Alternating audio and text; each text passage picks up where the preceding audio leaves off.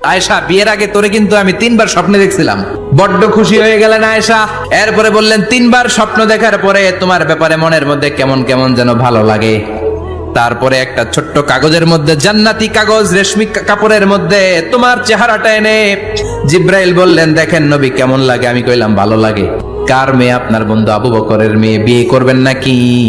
বিষ্ণুনবী বললেন, ও জিব্রাইল, তুমি যদি ঘটক হও, আল্লাহ যদি হয় কাজী, আমি মুহাম্মদ বিয়েতে রাজি। বিয়ে হয়ে গেল, কিন্তু ঘরে দামি ফার্নিচার নাই, টাকা পয়সাও তেমন নাই, কিন্তু আছে খালি সুখ। এত ভালোবাসতেন মা আয়েশাকে।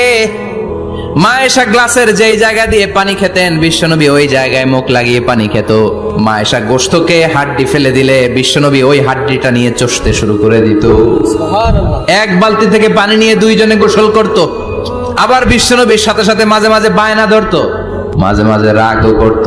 বিশ্বনবী বলেন, আয়েশা, কখন তুমি রাগ করো, কখন তুমি আমারে ভালোবাসো আমি বুঝি। মা আয়েশা বললেন, কেমনে বুঝেন?